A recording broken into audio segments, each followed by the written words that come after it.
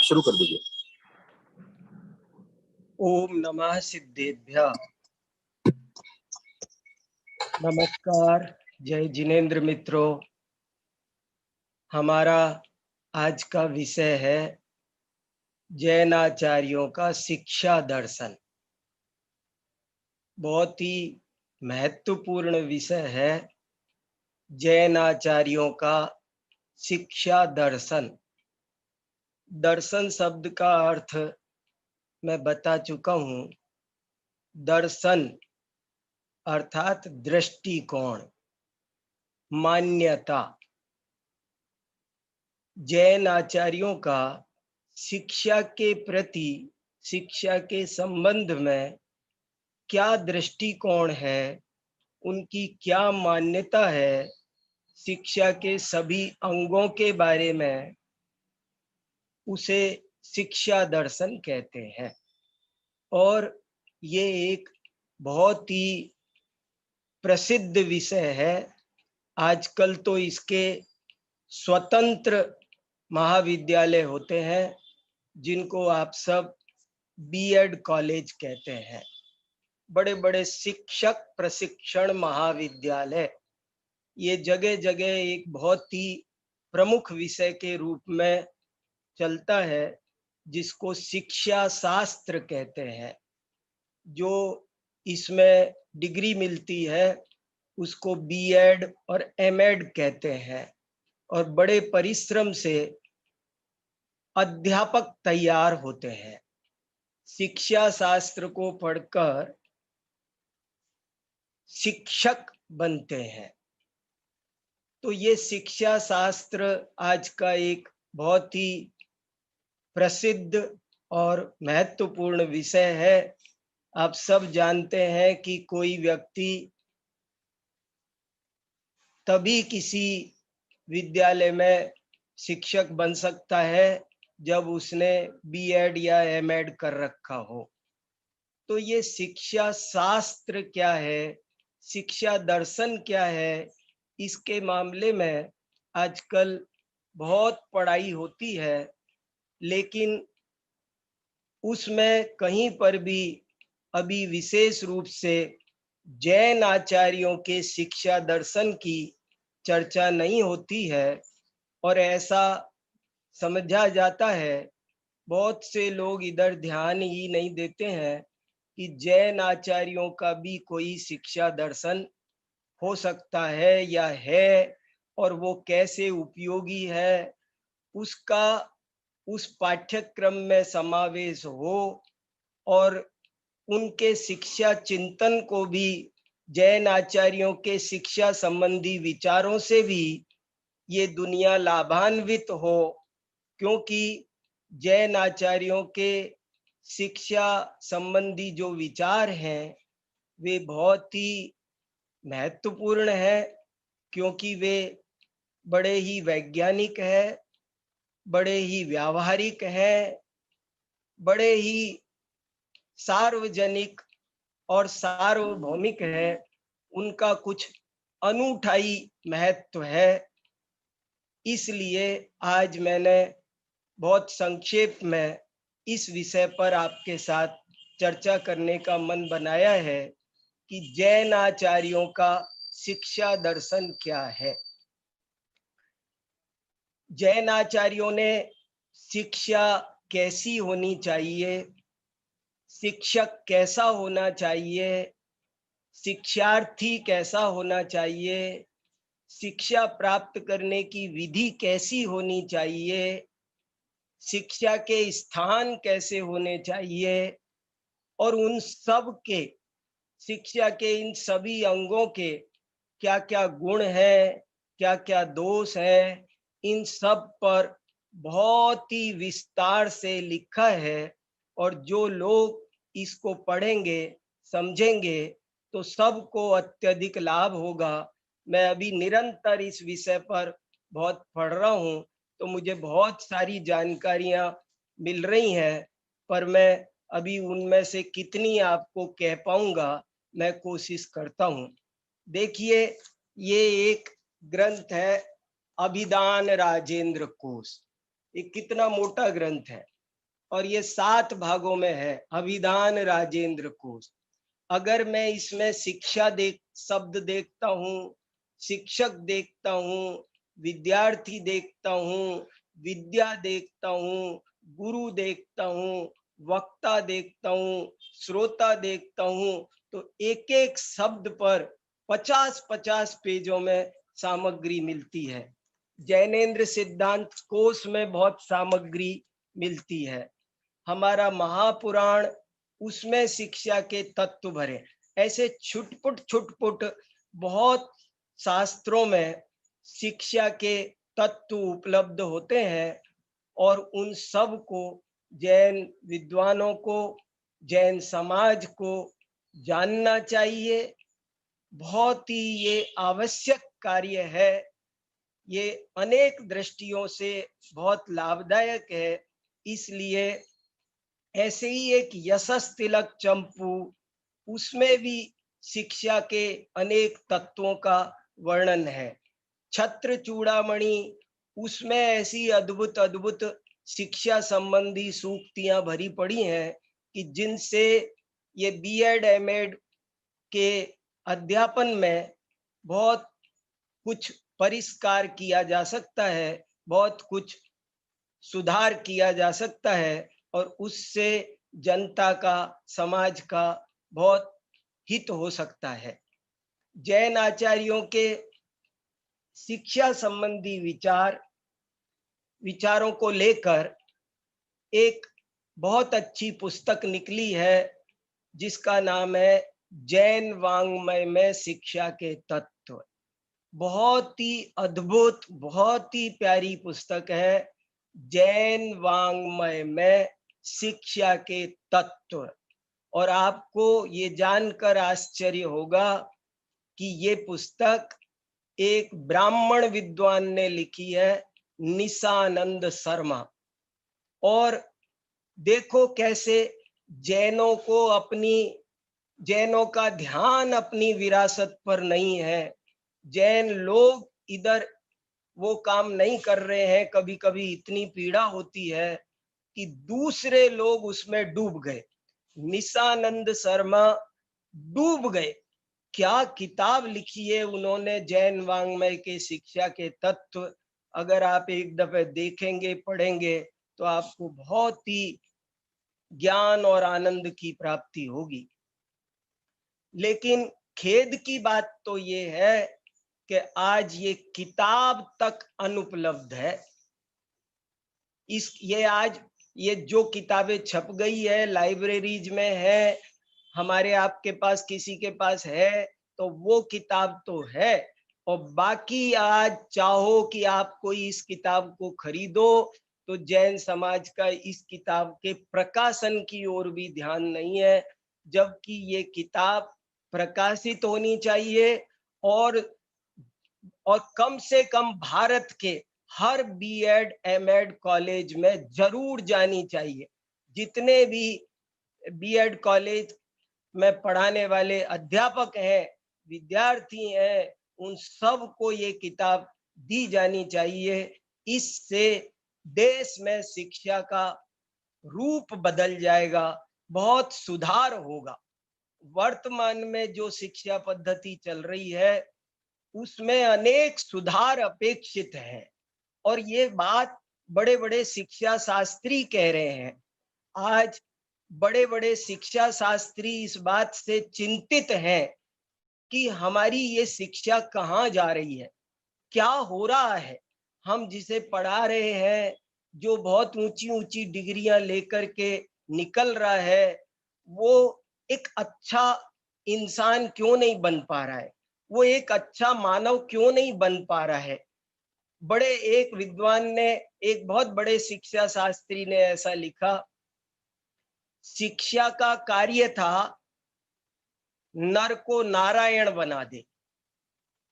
शिक्षा का कार्य था नर को नारायण बना दे।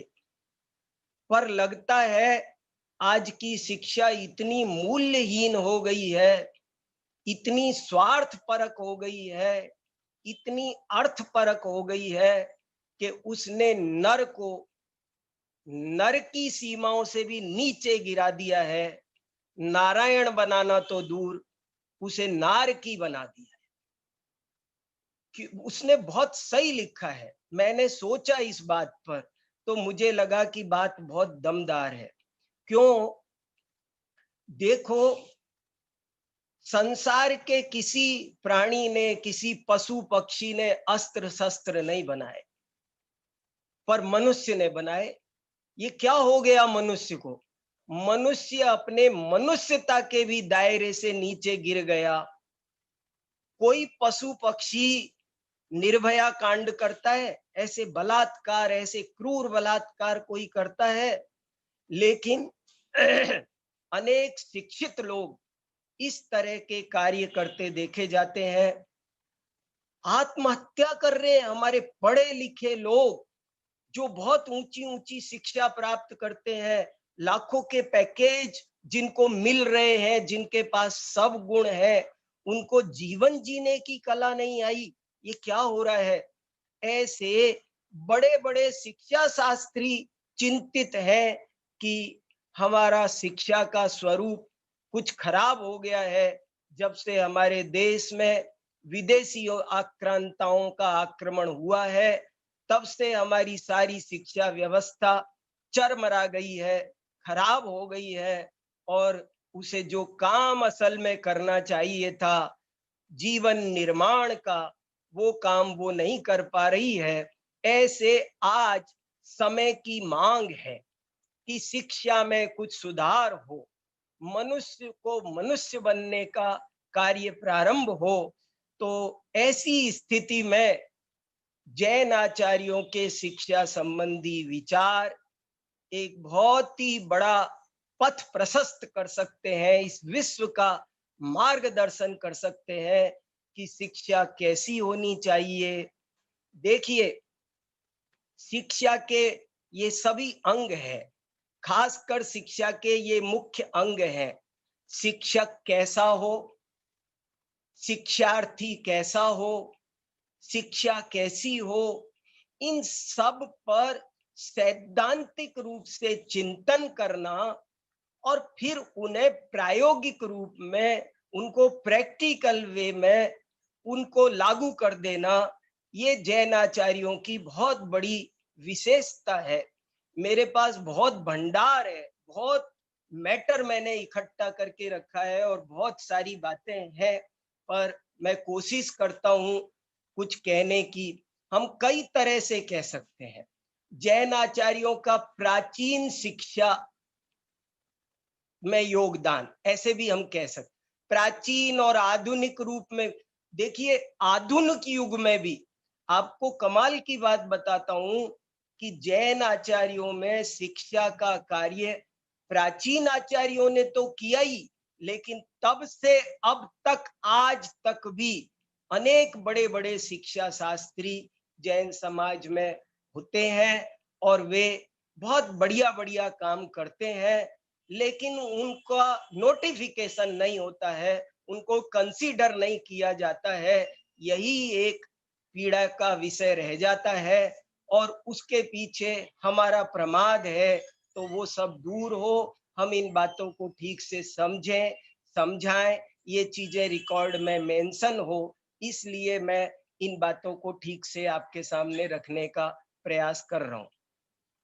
तो हम एक तो इस वे में बात करना प्रारंभ कर सकते हैं, एक हम इस वे में प्राचीन और आधुनिक के भाग में बांट करके हम चर्चा कर सकते हैं।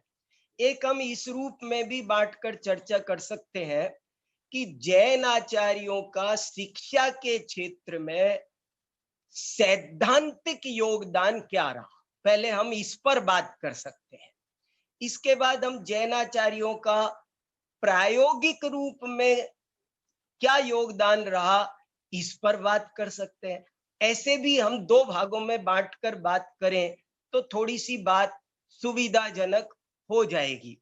जैन संस्कृति में ज्ञान को, शिक्षा को बहुत ऊंचा स्थान दिया गया है। इसलिए जैन समाज का, जैन आचार्यों का, जैन साधकों का शिक्षा के क्षेत्र में आश्चर्यजनक योगदान रहा है। अभी आज भी, अभी वर्तमान में अगर हम भारत सरकार की गणना की ही बात करें, जनगणना की ही बात करें, तो मैं आपको एक ही उदाहरण दूंगा कि भारत की जनगणना ये बताती है कि यदि किसी भी समाज में सबसे ज्यादा शिक्षित महिलाएं पाई जाती हैं तो वो जैन समाज है। जैन समाज में आज भी 92% महिलाओं को भारत सरकार की जनगणना शिक्षित बताती है। और हालांकि मैं आपसे, मुझे इस जनगणना में भी ये लगता है कि 8% कम क्यों है, क्योंकि जैन समाज की प्रत्येक महिला, जिसने भले कभी डिग्री प्राप्त नहीं की हो, लेकिन वो तत्वार्थ सूत्र पढ़ती है, भक्तामर स्तोत्र पढ़ती है, और न केवल पढ़ती है, उसका अर्थ जानती है, वो उसे लिख भी सकती है। तो जैन समाज में का जो महिलाओं का साक्षरता दर है वो भी 92% नहीं, उससे कहीं ज्यादा है। आप इससे, मैं आपको सिर्फ एहसास करा रहा हूं कि जैन समाज में शिक्षा की स्थिति कैसी रही है। अरे आज नहीं, जब मुगलों का काल था, जब सारे देश में, पूरे भारतवर्ष में शिक्षा का अंधकार काल चल रहा था, जितने भी शिक्षा के संस्थान थे, गुरुकुल थे, वे सब, हमारे जितने भी शिक्षा संस्थान थे, वे सब आक्रमणकारियों ने तोड़ दिए, फोड़ दिए, नष्ट कर दिए। कहीं कोई बचने नहीं दिया, बहुत नुकसान किया गया, हमारे उनमें आग लगा दी गई, क्या क्या नहीं किया गया। लेकिन ऐसी स्थिति में भी जैन समाज में शिक्षा का बहुत बोलबाला बना ही रहा। हर जैन मंदिर में शैली चलती थी, उसे शैली कहते थे। शैली माने शास्त्र सभा, शास्त्र सभाएं चलती थी, और शास्त्र सभा में केवल आत्मा परमात्मा की, धर्म दर्शन की ही बातें नहीं सिखाई जाती थी, वे तो सिखाई ही जाती थी, लेकिन उनके अलावा भी आप चाहे पंडित टोडरमल जी की शैली पता कर लीजिए। जे से लिखना जस्टिस, जस्टिस, जे से जस्टिस, इसे बोलते हैं न्याय निष्पक्षता, न्याय निष्पक्षता। ठीक है। दूसरा है ए, आवाज सही आ रही है ना सब तक? ए, एक से होता है अफेक्शन, AFFECT, भूति वाला प्रेम, जो देव शास्त्र गुरु से होता है। ठीक है। तीसरा है इंट्रास्पेक्शन। उन्होंने बार बार कहा, धन कन कंचन राज सुख सबई सुलभ कर जान, दुर्लभ है संसार में एक यथार्थ ज्ञान। ज्ञान को बहुत महत्व दिया, बहुत महत्व दिया, ज्ञान दान को सबसे बड़ा महत्व दिया गया। उसकी वजह से जैन समाज में शिक्षा का प्रचलन सदा ही बना रहा। कैसी भी परिस्थिति आई, अकाल आया, प्राकृतिक आपदाएं आई, राजनीतिक आपदाएं आई, लेकिन जैनों ने उन सब आपदाओं के बीच भी शिक्षा की के रथ को चलाते रहे। इसलिए जैनाचार्यों का शिक्षा के प्रति जो ये उन्होंने जागरण का अभियान चलाया, जनता को जागरूक बनाए रखा, और ये उनका सबसे बड़ा योगदान है। और इतना ही नहीं, देखो, इसे प्राचीन काल में भी देखें, मध्य काल में भी देखें, आप हर काल में देखें, आधुनिक काल में भी देखें, और आधुनिक काल में भी अभी आप थोड़े दिन पहले तक का देखें, वो समय देखिए, थोड़े दिन पहले, स्वतंत्रता से पहले मुगल काल देखिए, उस समय स्त्रियों की शिक्षा सारे देश में बंद हो गई थी, खासकर स्त्रियों की तो जीरो हो गई थी, बिल्कुल जीरो। लेकिन ऐसे समय में भी जैन समाज में ऐसी ऐसी महिलाएं रत्न पाई जाती हैं कि जिन्होंने शिक्षा के क्षेत्र में स्तुत्य कार्य किया है। एक ब्रह्मचारिणी चंदाबाई जी हुई है, आरा में आज भी उनका आश्रम चलता है। चंदाबाई जी ने शिक्षा के क्षेत्र में क्रांति की। ब्रह्मचारिणी कमलाबाई जी महावीर जी में हुई। महावीर जी में जो कमलाबाई हुई, उन्होंने, उनका शिक्षा के क्षेत्र में कितना बड़ा योगदान है कि भारत सरकार ने उनको पद्मश्री दिया, और 12 साल की उम्र में विधवा हो गई थी। और जब विधवा हो गई तो उन्होंने 4 बच्चियों को अपने पास बिठाकर शिक्षा का कार्य प्रारंभ किया मित्रों। लेकिन वो 4 बच्चियों से शुरू किया गया वो शिक्षा का दीप आज वर्तमान में वो जो कॉलेज चलता है, वो जो छोटी सी पाठशाला थी, वो पाठशाला वर्तमान में एक बहुत बड़ा महाविद्यालय बन गई है। और उस महाविद्यालय में आज 4000 लड़कियां पढ़ती हैं। तो ये अलग अलग लेख लिखे जा सकते हैं नारी शिक्षा पर जैन समाज का क्या योगदान है। ऐसे ही चंदाबाई जी के बारे में, चंदाबाई जी जब काम कर रही थी तो वो भी बाल विधवा थी, और आरा बिहार में उनका गुरुकुल चलता था। तो वहां पर एक बार हमारे प्रथम राष्ट्रपति डॉक्टर राजेंद्र प्रसाद जी गए थे, और उन्होंने सार्वजनिक अभिनंदन किया चंदाबाई जी का। और उनके उस अभिनंदन समारोह में कहा राजेंद्र प्रसाद जी ने कि अच्छा ही हुआ कि प्रकृति ने चंदाबाई को विधवा कर दिया। सब लोग बड़े आश्चर्यचकित हुए कि ये क्या बोल रहे हैं, लेकिन उन्होंने आगे अपनी बात पूरी करते हुए कहा कि यदि ये घर गृहस्थी में रहती तो 2-4 बच्चों को पालती, लेकिन आज इन्होंने हजारों बच्चियों को पाला है, तो हजारों लोगों के जीवन को बनाया है। ये 4 बच्चों की नहीं, हजारों बच्चों की मां बन गई है। मैं कहां तक कितनी बातें आपको जैन लोगों के शिक्षा के क्षेत्र में किए गए योगदान की बताऊं।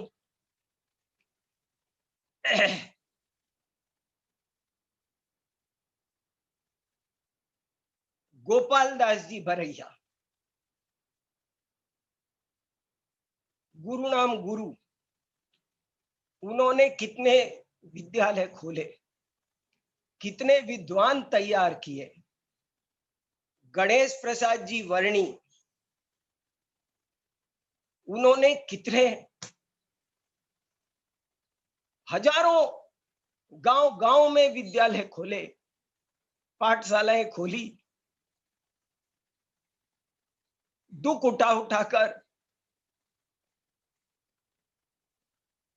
पैदल चल चल कर उन्होंने बहुत काम किया। गणेश प्रसाद वर्णी की जीवन गाथा आप पढ़ो, मेरी जीवन गाथा। उन्होंने पंडित जवाहरलाल नेहरू से मिलकर, उन्होंने पंडित जवाहरलाल नेहरू के पिताजी मोतीलाल नेहरू से मिलकर के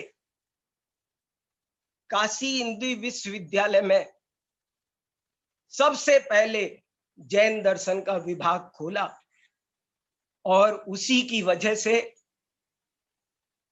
आज 20 विश्वविद्यालयों में जैन दर्शन का विभाग चलता है। गणेश प्रसाद वर्णी, भगीरथ वर्णी, ब्रह्मचारी शीतल प्रसाद जी, एक नाम है क्या? मैं कितने नाम लूं आपको? असंख्य लोगों ने समाज में शिक्षा के प्रचार प्रसार में, हम व्यावहारिक रूप से, मैं आपको ये बताना चाहता हूं कि शिक्षा का जैन समाज ने शिक्षा के प्रति कितना बड़ा योगदान किया है और वर्तमान में भी कर रहा है। अभी आज भी आप गिनती करो, आप घूम लो सारे देश में, आपको जगह जगह बहुत सारे जैन विद्यालय, दिल्ली में चलते हैं 10 विद्यालय जो जैन समाज चलाती है। ऐसा कोई गांव नहीं होगा जहां पर, सैकड़ों गांव मतलब ऐसे हैं जहां पर जैन समाज द्वारा विद्यालय संचालित होते हैं।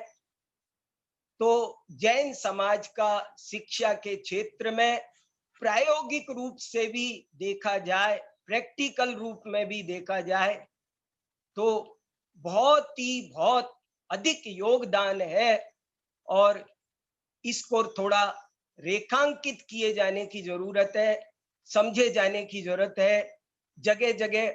और इसके अलावा, ये तो मैंने सरकारी स्तर पर बताए, आप प्राइवेट लेवल पर देखोगे तो जगह जगह पाठशालाएं चल रही है, मंदिर मंदिर में बच्चों की पाठशालाएं, बचपन से बच्चों को पढ़ाया जाता है। तो ऐसे करके पाठशालाओं के द्वारा भी जैन आचार्यों ने, जैन समाज के कर्णधारों ने शिक्षा के क्षेत्र में अपना बेशकीमती योगदान किया है। ऐसी और बहुत बातें हैं, लेकिन अब मैं आपको थोड़ी सी बातें कुछ शास्त्रों में से पढ़ करके जैन आचार्यों के शिक्षा संबंधी जो सैद्धांतिक योगदान है, मैं उसको भी आपको थोड़ा सा सुनाना चाहता हूं। देखो, जैन आचार्यों ने ज्ञान का महत्व बताया और महत्व को बताकर उसका पूरा सुंदर संविधान बनाया। सबसे बड़ी बात यह है, जैन आचार्यों ने शिक्षा का, मैं देख रहा हूं, पढ़ रहा हूं तो मेरी आंखें फटी रह रही है कि जैन आचार्यों ने शिक्षा का कितना सुंदर संविधान बनाया, क्या क्या नाम उसके दिए, क्या क्या पर्यायवाची नाम दिए, शिक्षा के कितने पर्यायवाची नाम दिए, शिक्षक के कितने पर्यायवाची नाम दिए, विद्यार्थी के कितने पर्यायवाची। पहले शब्द से शुरू करते हैं हम। देखो, स्वाध्याय भी कहा, स्वाध्याय नाम दिया, कितनी ऊंची बात है। और एक और बात, हमारे उन्होंने शिक्षा को व्यापकता दी, तो शिक्षा के पहले दो भेद किए, एक विद्या, एक शिक्षा। और वो विद्या और शिक्षा में जो जन्म मरण से रहित करने वाला ज्ञान है वो विद्या है, अध्यात्म विद्या तो विद्या है। और बाकी 72 कलाओं की जो शिक्षा है वो शिक्षा है। तो उन्होंने पूरी शिक्षा दी, 72 कलाओं की शिक्षा दी। आप सब तो जानते हैं, देखो वो जो किताब मैं आपको बता रहा था, निशानंद शर्मा डूब गए, इतने वो गदगद हो गए जैनाचार्यों के शिक्षा के विचार पढ़ करके कि उन्होंने अपनी किताब में लिखा है कि जैन आचार्यों के विचार शिक्षा के संबंध में जो प्रकट किए गए हैं वो बड़े मौलिक है, सबसे ज्यादा प्राचीन है, सबसे ज्यादा वैज्ञानिक है और सबसे ज्यादा व्यावहारिक है। ये उन्होंने उपसंहार में लिखा। क्यों? कि वो समझ गए। एक दफे हमने भी हमारी यूनिवर्सिटी में ऋषभ देव जयंती के दिन एक बहुत बड़े शिक्षा शास्त्री विद्वान है प्रोफेसर श्रीधर वशिष्ठ, उनका भाषण करवाया था। तो उन्होंने इतना गहरा बोला और उन्होंने कहा कि इस विश्व का पहला शिक्षा शास्त्री कौन है? यदि कोई मेरे से पूछे तो मैं ताल ठोक कर बोलूंगा कि इस विश्व का पहला शिक्षा शास्त्री ऋषभ देव है। ये ब्राह्मण विद्वान श्रीधर वशिष्ठ बोले विश्व का पहला शिक्षा शास्त्री ऋषभ देव है। ऋषभ देव इस पृथ्वी पर सबसे पहले शिक्षा लेकर आए और उन्होंने उस शिक्षा को व्यापक स्तर दिया। असी, मसी, कृषि, विद्या, वाणिज्य, शिल्प, क्या शिक्षा दी। अरे शिक्षा मनुष्य को नहीं, उन्होंने पशु पक्षी तक को भी कैसे शिक्षित करना, इसकी सुंदर कला सिखाई। और केवल ज्ञान की बातें नहीं, कि अध्यात्म की बातें नहीं। देखो मैं बार बार कह रहा हूं, शिक्षा को सर्वांगीण बनाया, उसे बहुमुखी बनाया, उसे व्यापक बनाया। उन्होंने केवल आत्मा परमात्मा की बात नहीं सिखाई, बल्कि उन्होंने अंक विद्या, लिपि विद्या, उन्होंने गणित विद्या, उन्होंने अश्व कला, उन्होंने धनुर्विद्या, उन्होंने आयुर्वेद, 72 कलाएं हैं। मैं एक दिन जैन कला पर बोलने वाला हूं, उस दिन आपको 72 कलाएं सुनाऊंगा। आपको आश्चर्य होगा, एक दिन मैं जैन कला पर सुनाने वाला हूं। वे 72 कलाओं के रूप में 72 किरणें बन करके शिक्षा विकसित हुई। ये जैन आचार्यों का बहुत बड़ा योगदान है। तो शिक्षा को व्यापकता प्रदान करना, उसे बहुआयामी बनाना, ये जैन आचार्यों का बहुत बड़ा योगदान है। मैं आपको पर्यायवाची सुना रहा था। गुरु, गुरु के क्या क्या पर्यायवाची, बहुत सारे गुरु। गुरु को जैन परंपरा में उपाध्याय कहा गया, गुरु को जैन परंपरा में नेता कहा गया, मोक्ष मार्गस्य नेतारम। और गुरु के भेद किए गए, दीक्षा गुरु, शिक्षा गुरु, परम गुरु। अरिहंत भगवान भी गुरु है, पर वे परम गुरु है। गुरु का दर्जा अरिहंत से प्रारंभ होता है, तो परम गुरु से गुरु कितने प्रकार का होता है, गुरु कैसा होता है, गुरु में क्या क्या गुण होने चाहिए। एक आधुनिक बहुत बड़े विद्वान ने लिखा, जैन आचार्य विद्यानंद जी एक जगह लिखते हैं कि शिक्षक की क्या परिभाषा। वे लिखते हैं कि जो शिष्ट हो, क्षमाशील हो और कर्तव्यनिष्ठ हो, उसे शिक्षक कहते हैं। तो नेता भी कहा, क्योंकि वो सन्मार्ग पर ले जाता है, तो उसे अनेक नामों से कहा। ऐसे ही उसे वक्ता भी कहा। और आप देखो मोक्ष मार्ग प्रकार, महापुराण में ये सब विषय आए। महापुराण में वक्ता के स्वरूप, श्रोता के स्वरूप, आत्मानुशासन में गुरु भी कहा, वक्ता भी कहा। शिष्य को क्या क्या कहा देखो आप, शिष्य को श्रोता भी कहा। ये शिष्य शब्द भी इसी में से बाद में सिख धर्म निकल गया। शिष्यता को प्रधानता देने से सिख धर्म बन गया। और शिष्य का एक नाम है चेला। चेला शब्द प्राकृत का है देखो। और गुरु का नाम है अचेलक। गुरु शिष्य के नाम तो सुनो आप, कैसे गजब के हैं। गुरु का नाम है अचेलक और शिष्य का नाम है चेला। क्यों है ऐसा नाम? कि चेल शब्द का अर्थ होता है कपड़ा, चेल माने वस्त्र। तो ये इसमें बड़े रहस्य निकल रहे हैं मित्रों। चेला माने शिष्य और गुरु है वो अचेलक होता है।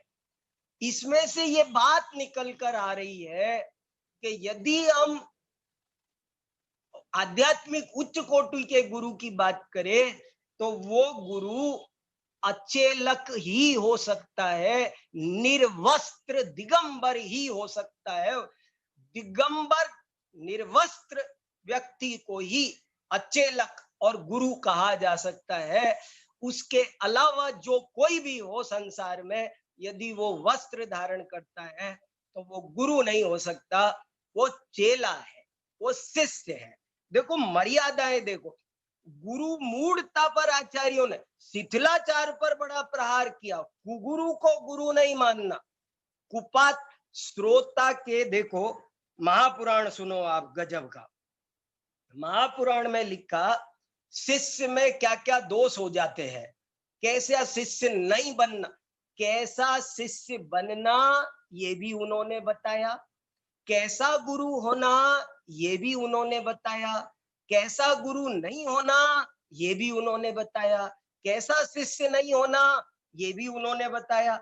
महापुराण में 18 प्रकार के श्रोता बताए गए कि ऐसा श्रोता नहीं होना चाहिए, छलनी जैसा।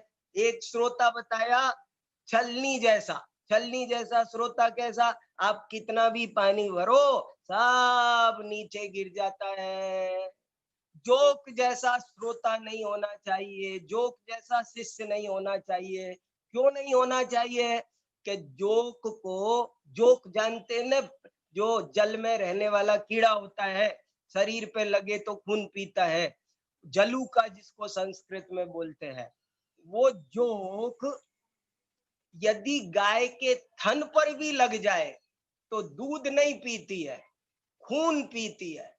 तो जो सिर्फ बुराई ग्रहण करता है, दोष ग्रहण करता है, गुण ग्रहण नहीं करता, वो कुशिष्य है।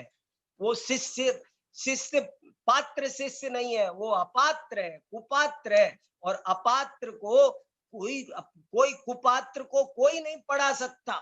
कैसी कैसी बातें अद्भुत शिक्षा के बारे में है, हमको वे सब जाननी चाहिए, इससे हमारा भी भला। ये मैं बातें इसलिए नहीं बता रहा कि हमें दुनिया में जैन धर्म को महत्व दिलाना है, बल्कि हम भी एक हमें भी सुयोग्य श्रोता बनना है ना, हमें अच्छा शिष्य बनना है ना, हमें अच्छा गुरु चाहिए ना। इसलिए ये सब बातें जानना बहुत जरूरी है। तो शिक्षक कैसा होना चाहिए, शिक्षार्थी कैसा होना चाहिए, शिक्षा कैसी होनी चाहिए, इन सब में और बातें कई। देखो और बताता हूं आपको कितनी बातें, थोड़ी थोड़ी और सुनो आप। स्वाध्याय बताया, शिक्षा की विधि सुनो। शिक्षा की विधि क्या हो? तो उन्होंने कहा वाचना, प्रच्छना, अनुप्रेक्षा, आमनाय, धर्मोपदेश। और इन पांचों पर सैकड़ों सैकड़ों पेज लिखे हैं, सैकड़ों सैकड़ों पेज। कैसे? वाचना प्रथम सोपान है शिक्षा का, वाचना। और फिर वाचन कैसे करना, वाचन के क्या क्या गुण है, क्या क्या दोष है, बड़ा विस्तार से लिखा। प्रच्छना के क्या क्या गुण है, क्या क्या दोष है, तो इन सब को समझना जरूरी है। वाचना, प्रच्छना, अनुप्रे, ऐसे शिक्षा प्राप्त होती है। जैनाचार्यों ने मनोविज्ञान भी पढ़ाया, कहानियों का सहारा लिया। मैं एक दिन आपको बहुत सारी कहानियां सुनाने वाला हूँ, जैन आगमों की बहुत कहानियां। एक दिन मैं जैन कथा साहित्य पर बोलने वाला हूँ, और आप आश्चर्यचकित हो जाएंगे कि जैन आचार्यों ने कैसी कैसी कहानियां लिखी हैं, वो आपको सुनाऊंगा मैं। और सुनो, शिक्षा के अंग बताए। शिक्षा के अंग सुनो आप, कौन कौन से शिक्षा के अंग है? तो उन्होंने कहा ये 5 भेद तो मैं आपको बता दिया अध्ययन के, इसके अलावा भी बताए, बहुत डिटेल में, बहुत विस्तृत, बहुत सूक्ष्म वर्णन जैन आचार्यों ने अपने शास्त्रों में शिक्षा के सभी पक्षों में किया है। शिक्षा के अंग में सुना रहा था आपको, तो वो बताते हैं शिक्षा के अंग कौन से हैं, कैसे शिक्षा प्राप्त हो। तो कहते हैं शिक्षा के 8 अंग हैं, ज्ञान प्राप्ति के 8 अंग हैं। नंबर 1 शब्दाचार, अर्थाचार, उभयाचार, कालाचार, विनयाचार, बहुमानाचार, उपधानाचार, अनिन्नवाचार। मैं अभी इन पर ही बोलूं तो कई घंटे बात कर सकता हूं आपके साथ में, लेकिन ये सब भारत की शिक्षा नीति में इनका उपयोग हो, यही मेरा पवित्र आशय है। इसीलिए मैं ये सब बातें आज आपके साथ कर रहा हूं कि इन सब चीजों को हम शिक्षा में समाविष्ट करें, अपनी शिक्षा में भी और देश की शिक्षा में भी इन सब चीजों का समावेश हो और देश इससे लाभान्वित हो, देश की युवा पीढ़ी इससे लाभान्वित हो और उनका जीवन बहुत ही सुंदर बने। इसलिए ये सब बातें आपको सुनाई जा रही है। कैसे कैसे, और देखो आप कैसे कैसे उन्होंने शिक्षा का प्रयोजन, ओहो इतनी बड़ी बड़ी बातें कही है। शिक्षा का प्रयोजन क्या है, शिक्षा का उद्देश्य क्या है? तो शिक्षा के उद्देश्य के बारे में भी जनता भ्रमित है, लोगों को सही से ज्ञान नहीं है। शिक्षा का फल क्या, शिक्षा का प्रयोजन क्या? देखो, फल और प्रयोजन में फर्क किया, ये और गजब की बात है। शिक्षा का फल और प्रयोजन एक ही बात नहीं है। फल अलग बात है, प्रयोजन अलग बात है। ध्यान का फल अलग बात है, ध्यान का प्रयोजन अलग बात। खेती का प्रयोजन, इसका उत्तर अलग है। खेती का फल, इसका उत्तर अलग है। खेती का प्रयोजन तो अन्न उत्पादन ही है। घास उत्पादन खेती का प्रयोजन नहीं है, लेकिन खेती का फल अन्न भी की प्राप्ति भी है और तृण की प्राप्ति भी है, दोनों प्राप्त होते हैं। तो ऐसे ही शिक्षा का फल भी बताया। शिक्षा का फल हो सकता है अर्थ प्राप्ति, यश प्राप्ति, ये शिक्षा के फल हो सकते हैं, लेकिन ये शिक्षा के उद्देश्य नहीं है, ये शिक्षा के प्रयोजन नहीं है। शिक्षा का प्रयोजन ज्ञान प्राप्ति है। अज्ञान से बड़ा कोई अंधकार नहीं है और ज्ञान से बड़ा कोई प्रकाश नहीं है। और उस अंधकार को दूर करना ही, ज्ञान का प्रकाश फैलाना ही शिक्षा का वास्तविक प्रयोजन है। अरे आप देखो तो सही, फिर मैं उधर चला जाऊंगा प्रैक्टिकल में, पर 1 मिनट का बताना जरूरी है। ये शिक्षा के उद्देश्य में लोग भटक गए बहुत। कैसे भटक गए? जब रीति काल आया तो जो लोग साहित्य लिख रहे थे, उनका साहित्य लेखन का उद्देश्य भी भटक गया। वे सिर्फ राजाओं को प्रसन्न करने के लिए, उनको सुरा सुंदरी में व्यसनों में डुबाने के लिए, श्रृंगार परक साहित्य लिखने के लिए, अरे भगवान, कोरे मनोरंजन करने के लिए अपने ज्ञान का उपयोग कर रहे थे। जबकि जैन लोग, देखो उसी समय जैन लोग अपनी शिक्षा के द्वारा अज्ञान के अंधकार से संघर्ष कर रहे थे। वे ज्ञान का दीपक जला रहे थे। एक ही उदाहरण देता हूं, सवाई जयसिंह जयपुर जी के दरबार में बिहारी भी था और उसी समय उसी दरबार में वहीं पर पंडित दौलत राम कासलीवाल भी थे। दोनों कवि थे, महाकवि थे, लेकिन बिहारी क्या कर रहे थे और दौलत राम जी क्या कर रहे थे, इससे आप अंदाजा लगा सकते हो जैन कवियों का शिक्षा के क्षेत्र में क्या योगदान है। दौलत राम जी इतने बड़े कवि होकर भी उन्होंने एक लाइन कमाने के लिए नहीं लिखी। राजा मुझे मोहर देगा इसके लिए उन्होंने एक दोहा नहीं लिखा, लेकिन पूरी सामान्य जनता में से अज्ञान का अंधकार मिटाने के लिए उन्होंने 20 ग्रंथ लिखे, बड़े बड़े 20 ग्रंथ। राज दरबार में उन्होंने नौकरी कर ली, मजदूरी कर ली, मेहनत कर ली, मगर अपनी विद्या को बेचा नहीं। ये कितनी बड़ा योगदान है। शिक्षा के क्षेत्र में जैनाचार्यों का ये दृष्टिकोण समझने लायक है, बहुत काम का है, बहुत ही महत्वपूर्ण है। आज जो शिक्षा को का उद्देश्य केवल केवल केवल अर्थ बना दिया गया है, ये उसे वहीं से, अगर उसे शिक्षण काल में, अगर उसे प्रशिक्षण काल में, अगर उसके गुरुजन नाना प्रकार से, तर्क से, युक्ति से, मनोविज्ञान से, हार्दिक भावनाओं से उनके हृदय में ये गहरे संस्कार डाल दे कि शिक्षा का उद्देश्य धन नहीं है, शिक्षा का उद्देश्य जीवन निर्माण मात्र है।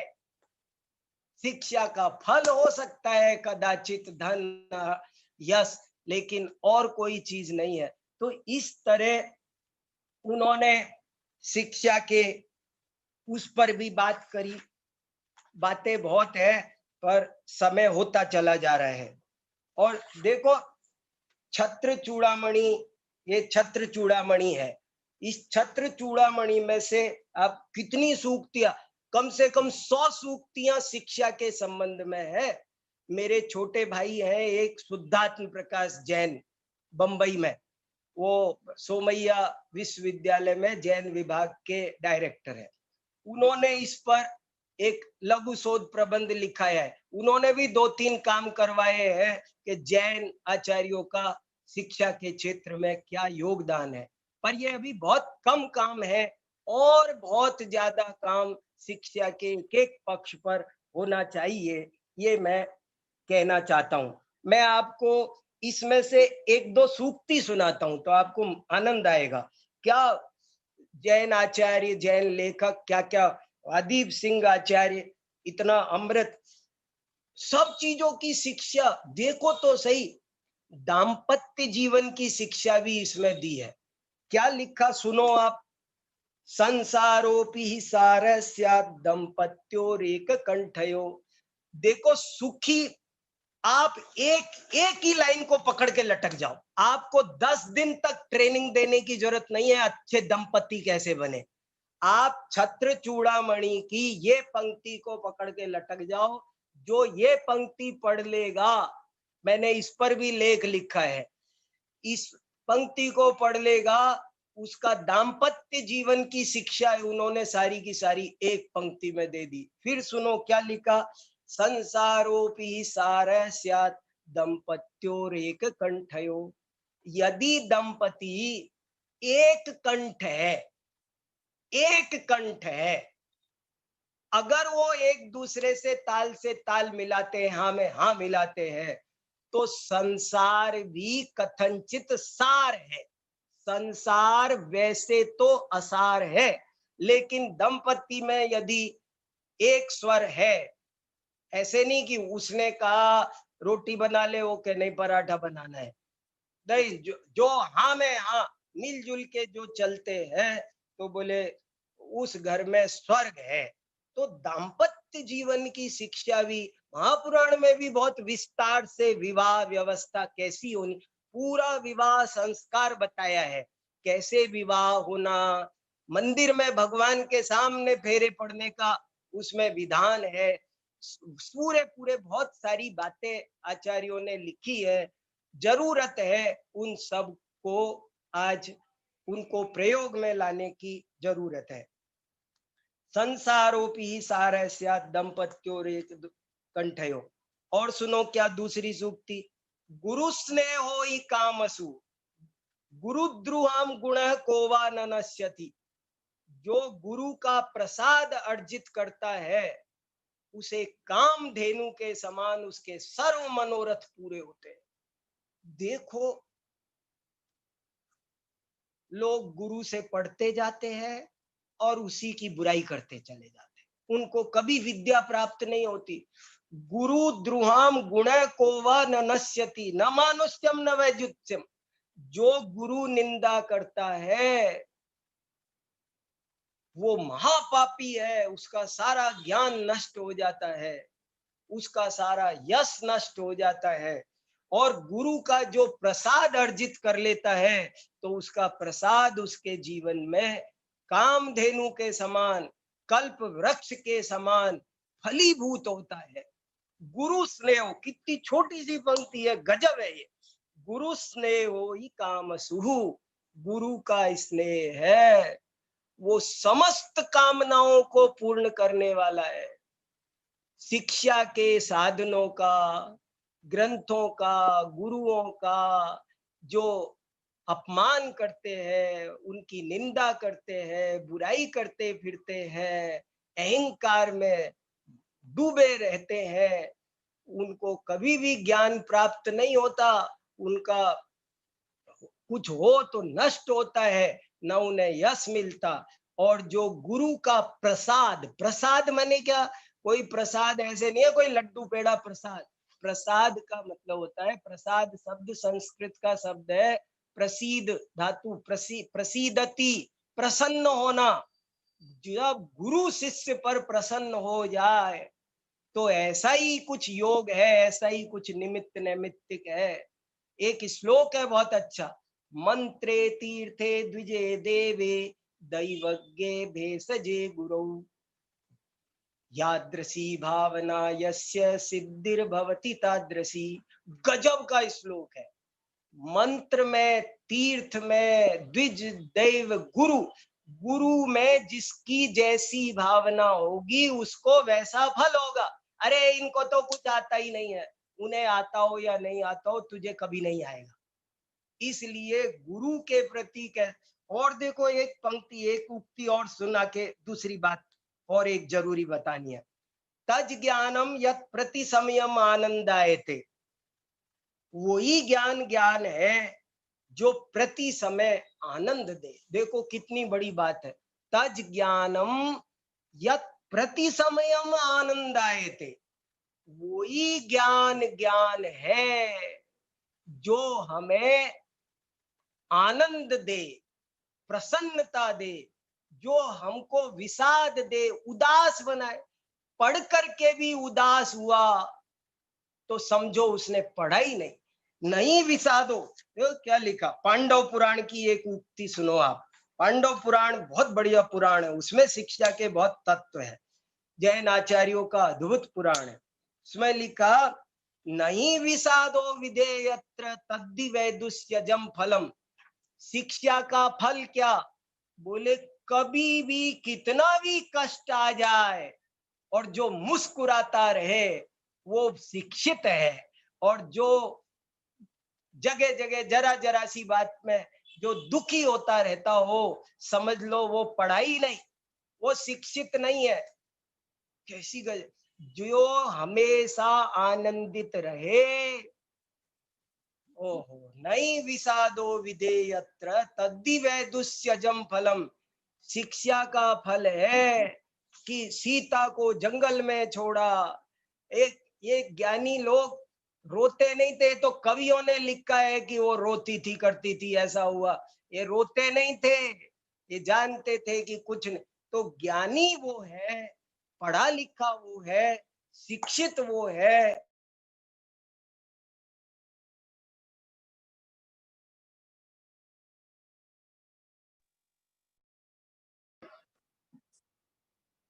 भाई साहब आपकी आवाज नहीं आ रही है। हेलो, म्यूट हो गया? म्यूट हो गया। देखो देखो, आवाज नहीं रही, देखो ना उनको।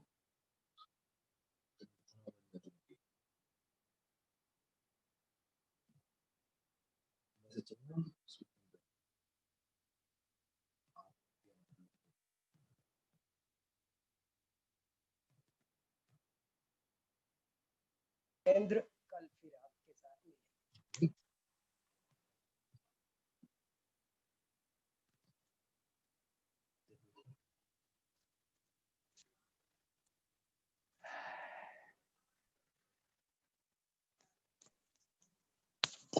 हाँ अब आ गए भाई साहब। हाँ हाँ बीच में म्यूट हो गए थे आप। क्या? हाँ आपकी आवाज बीच में बंद हो गई थी, अब आ गई है। अब भी मतलब एक आध मिनट के लिए अब शुरू हो गई, ठीक है।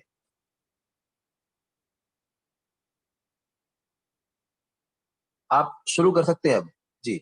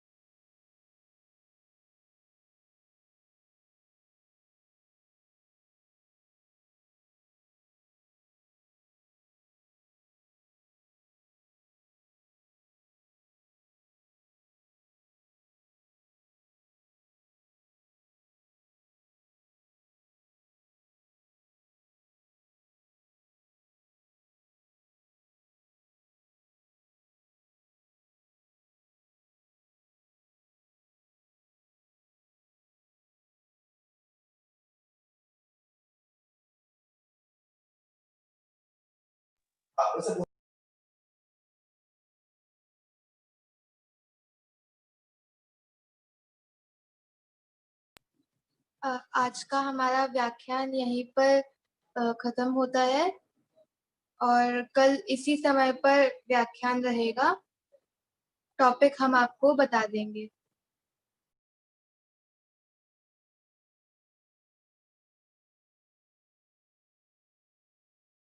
निर्माणी स्तुति।